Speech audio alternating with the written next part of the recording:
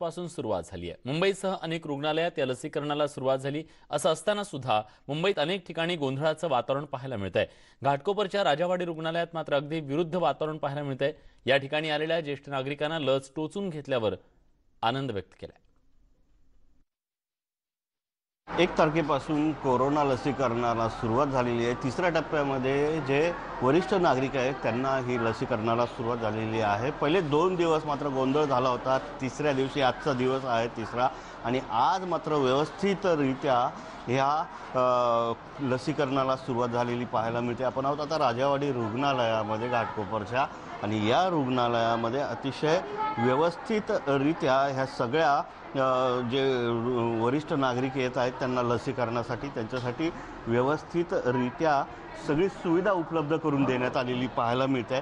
मुंबईतल्या अनेक रुग्णालय आहेत ज्या ठिकाणी मोठ्या प्रमाणात गोंधळ होत होता, परंतु राजावाडीसारख्या रुग्णालयात जे महापालिकेचं रुग्णालय आहे या ठिकाणी मात्र अतिशय शिस्तबद्ध पद्धतीनं या ठिकाणी लसीकरणाला सुरुवात झालेली आहे। वरिष्ठ नागरिक आहेत, वरिष्ठ नागरिक आल्यानंतर त्यांचा रजिस्ट्रेशन केले जाते, नंबर पाहिला जातो आणि नंबर पाहिल्यानंतर त्यांना लसीकरण देण्यात येते आणि लसीकरण दिल्यानंतर अर्धा तास त्यांना अंडर ऑब्झर्वेशन ठेवण्यात येते। महापालिकेचे कर्मचारी जे आहेत ते कर्मचारी या ठिकाणी येतात। ते जे वरिष्ठ नागरिक आहेत ज्यांनी लस घेतलेली आहे त्यांना विचारण्यात येते काय त्रास होतो का।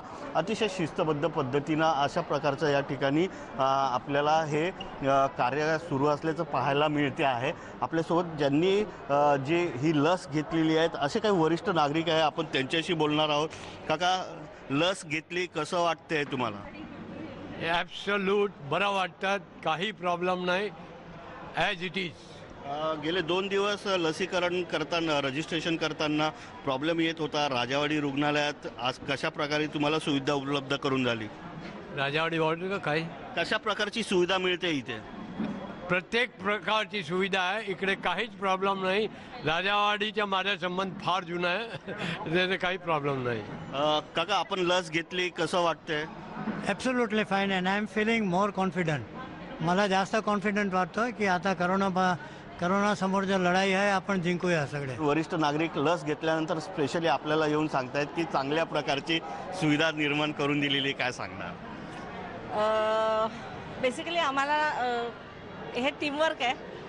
माझी टीम सगळ्यात छान आहे, सगळी टीम चांगली असल्यामुळे आम्हाला काम चांगलं करता आलं आणि आम्हाला आमचे जे वरिष्ठ आहेत काकाणी सर, आमचे DMC क्षीरसागर सर यांचा जो गायडन्स आहे त्याच्यामुळे आम्हाला काम चांगलं करता आलं। आम्हाला मुख्य म्हणजे राजावाडीमध्ये जागा वेगळी मिळाली आणि बेसिकली हे मिक्स नाही आहे पेशंटच्या सर्व्हिसेसमध्ये। जर OPDमध्ये ठेवलं असतं तर लोक थोडेसे हेजिटंट होतात, लोकांना यायला पण त्रास होतो। गर्दीच्या ठिकाणी नाही, ही आम्हाला वेगळी जागा चांगली मिळाली। प्लस आल्यावरती कसं हॉस्पिटलचा फील येत नाही। इच्छाशक्ती असेल तर कोणीही कर्मचारी असतील ते सगळे व्यवस्थितरित्या काम करू शकतात आणि तेव्हाच आलेली जबाबदारी व्यवस्थितरित्या पार पडू शकतात।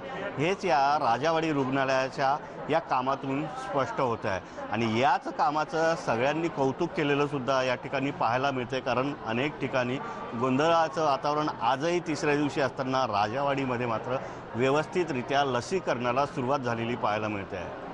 व्हिडिओ जर्नलिस्ट मोंदुवेसह मनोज कुलकर्णी, न्यूज 18 लोकमत, मुंबई। यासोबत या बुलेटिनमध्ये एक छोटासा ब्रेक घेतोय। ब्रेकनंतर इतर काही महत्त्वाच्या घडामोडी, कुठे जाऊ नका, पहा फक्त न्यूज